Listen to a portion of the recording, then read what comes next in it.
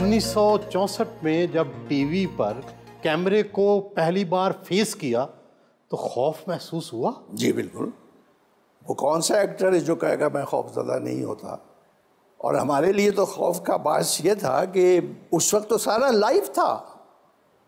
घड़ी देखी 8:30 बजे अगर ऑन एयर जाना है ड्रामा तो 8:29 पर रेडी, और रेड लाइट आ जाती थी 8:30 बजे और आप ऑन एयर हैं। तो आप कभी इधर जा रहे हैं उधर जा रहे हैं, मूव्स याद रखनी है, कैमरे को याद रखना है कौन सा कैमरा आपको कैच कर रहा है।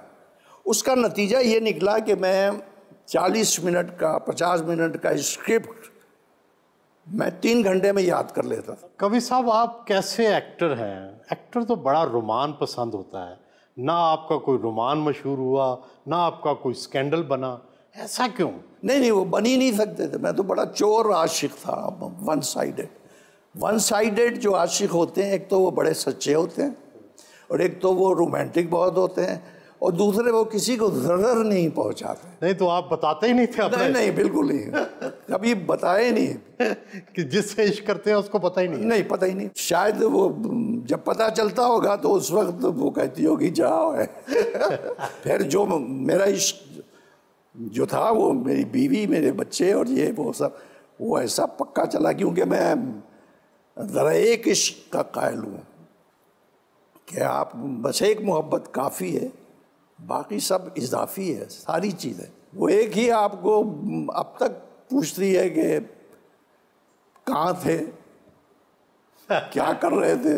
अच्छा जी। लेकिन खूबसूरती अच्छी तो लगती होगी ना? इस पे तो मैं थीसिस लिख सकता हूँ। 50 इजहार क्यों नहीं किया? नहीं, खूबसूरती को देखने में और खूबसूरती के करीब जाने में बड़ा फ़र्क है। जिंदगी का शायद ही कोई ऐसा किरदार हो जो आपने परफॉर्म ना किया हो, सबसे अच्छा कौन सा लगा?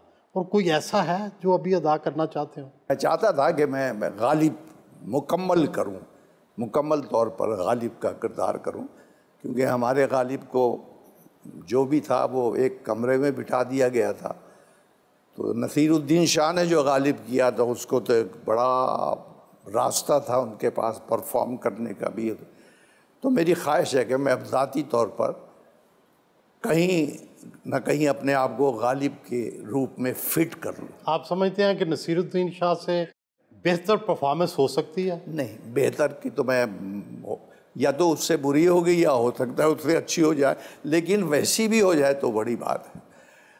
लेकिन मेरा जी ये चाहता है, क्योंकि वो गालिब का जो आखिरी शेर वो अशफाक साहब ने लिखकर मुझे कोई ना अदा संज दिया था, वो हर जगह मैं पढ़ता हूँ। गालिब ने खुद कहा था कि 200-250 साल के बाद लोग मुझे पढ़ेंगे और मेरे शेरों पर सर धुनेंगे। और तो रखने को हम दहर में क्या रखते थे, मगर एक शेर में अंदाज़े रसा रखते थे। उसका ये हाल कि कोई ना अदा संज मिला, आप लिखते थे हम और आप उठा रखते थे। अभी भी शौक है और ज़्यादा? इतना ज़्यादा, अब ज़्यादा हो गया। अब मुझे लोग कहने लगे आप बूढ़े हो गए, और मैं सोचने लगा हूँ क्या मैं बूढ़ा हो गया हूँ? आपको नहीं लगता? मुझे नहीं लगता। अपने काम क्या, मुझे दुनिया में कोई चीज़ नहीं अजीज सिवाय इस काम की। नहीं, मैं रह नहीं सकता इसके बगैर। देखिए, मैं तो 6-7 साल से काम कर रहा हूँ। 6-7 साल की उम्र से? जी। ये जो मेरा शोबा है, ये 1 2 3 4 5 हीरो हीरोइन, ये इसके बगैर मेरी दुनिया ये है। मुझे तो एक एक चीज़ याद है, एक एक चीज़। एक दफ़ा मैं पेशावर में, मुझे तो दलीप कुमार के इतने डायलॉग याद थे कि मैं पेशावर में जा रहा था फुटपाथ पर, तो एक खंबा लगा मुझे बिजली का, सर पे लगा जी, और मैं जा रहा था और कहता हुआ जा रहा था, चुभा हुआ तीर वापस लेने से जख्म अच्छा नहीं होता। चोर आता है, धन लूट कर चला जाता है, मन का चोर कुछ भी नहीं छोड़ता, मन का चोर कुछ भी नहीं छोड़ता, मन का चोर कुछ भी नहीं छोड़ता। जुनून और तो मैं इधर उधर देखा तो 2-3 स्कूल जाते हुए बच्चे हंस रहे थे और 1-2 लोग मुझे देख रहे थे कि इसको क्या हो गया। इतना मुझे प्यार है अब ये हमारी जितनी ये यंगस्टर, ये जितनी लड़कियां हीरोइन हैं, इनको नहीं पता, इनसे ये यंग लोग इतना प्यार नहीं करते होंगे जितना मैं करता हूँ, आप बिलीव करें। आपने अगर 80 साल फ़न की खिदमत की है तो हमारे मुल्क ने भी आपको बहुत एजाज़ात से नवाजा है। कौन सा ऐसा अवार्ड है जो आपको नहीं दिया? आप मुतमिन हैं अपनी इस पजीराई पर? इस पजीराई पर तो मुतमईन तो कोई होता ही नहीं, लेकिन मुझे कभी तलब नहीं हुई। देखिए, अब तक मैं बड़ा ब्लंट हूँ, बड़ा बोल्ड हूँ, और मैं बात सच करता हूँ। शायद मेरा ख्याल है मैं अपनी फील्ड के लिए 98% तो सच बोलता हूँ ना। और अपने हवाले से भी मैं कहूँगा, मुझे आर्ट काउंसिल ने बनाया, मुझे टीवी ने बनाया, मुझे रेडियो ने बनाया, मुझे थिएटर ने बनाया, और फिर मुझे लोगों ने बनाया, और फिर वो करम था मुझ पर। वो करम कौन सा होता है? वो एक चीज़ होती है जो आपको नज़र नहीं आती, वो एक अजीब सा शुक्राना होता है। वो नेमत उसको दे दी जाती है जो इस काबिल होता ही नहीं। सारा ज़माना कहता है ये क्या है। मुझे 24 साल में रहा हूँ, किसी को नहीं पता इस तक में कि ये आर्टिस्टों के लिए कोई वेलफेयर का काम हो जाए। कहाँ मैं नहीं गया, किस अफसर से मैं नहीं मिला, इसलिए तो नहीं मिला था कि मेरे पास प्राइड ऑफ परफॉर्मेंस था, मैं आर्टिस्टों के लिए मिला था। और आज से 15 साल पहले वो काम हुआ, और फिर हुआ, और अब आप देखिए 1 अरब रुपया अनाउंस किया गया, लेकिन 35 करोड़ रुपया पड़ा हुआ है गवर्नमेंट आर्टिस्ट वेलफेयर फंड में।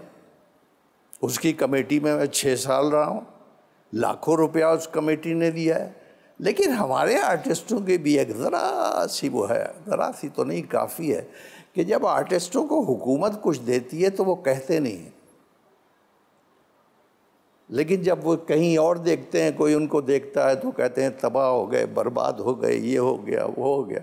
अलहमरा जो है, इसमें मैंने अगर ज़िंदगी के 50 साल गुजार दिए हैं, 55 साल, तो मुझे याद है कि यहाँ से मुझे कितने अवार्ड मिले। मुझे 5 लाख रुपया 55 साल में मिला अवार्ड का अलहमरा से। एक दफ़ा मैं शायद बेस्ट एक्टर हो गया था, या किसी की नज़र पड़ गई थी।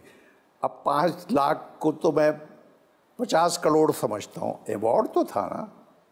अब पीटीवी की मेरी खिदमत आप देख लीजिए, गिला नहीं है। अब ये मुझे ना भी दे तो मेरा क्या है। अब मैं ये कहता, मैं तो कई साल से कह रहा हूँ कि जब आप किसी आर्टिस्ट को कुछ दें तो मुझे माइनस कर दें, लेकिन मेरी लाज रख लें, क्योंकि मैं आर्टिस्ट के लिए जब कोई बात करता हूँ तो आप कभी किसकी बात कर देते हैं, कभी किसकी बात। मैं हाथ जोड़ने को तैयार हूँ, पैर पड़ने को तैयार हूँ, किसी के भी, लेकिन किसी की आप मदद करते हैं। आपको नहीं पता कि ये हमारे आर्टिस्ट जो बड़े बड़े हैं, मुझ जैसा छोटा भी है, कुछ ना कुछ करता रहता है भाई साहब, वो किसी को बताता भी नहीं। ये आप सोहेल अहमद जो है, या वो सखी सरवर, आपको क्या पता कि ये लोग क्या क्या ये घरों में पहुंचा देते हैं। लेकिन हमारे आर्टिस्ट बात वक्त गुस्सा इस बात पे आता है कि अगर तुम्हें वहाँ से मिला है बहुत कुछ, हुकूमत पाकिस्तान ने दिया, तो बताया करो चैनल्स पे कि हमें दिया है। वक्त मिले तो पालतू कुत्ते के साथ खेलते हैं।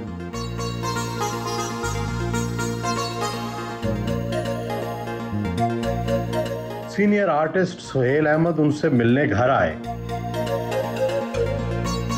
मेरा ना जी कभी खान साहब के साथ इज्जत के हवाले से ताल्लुक बाप बेटे का है, और मोहब्बत के हवाले से हम दोस्त हैं बहुत अच्छे, और फ़न के हवाले से मैं समझता हूँ कि हमारा बादशाह और ग़ुलाम का रिश्ता है। मैंने जितने भी तकरीबन ड्रामे ख़ुद लिखे हैं और जिनकी डायरेक्शन की है, उसमें तकरीबन हर ड्रामे में ही कवि साहब हैं। सवा सेर ड्रामा इन्होंने पहली दफ़ा मेरे साथ किया, उस वक्त ये थिएटर छोड़ चुके थे।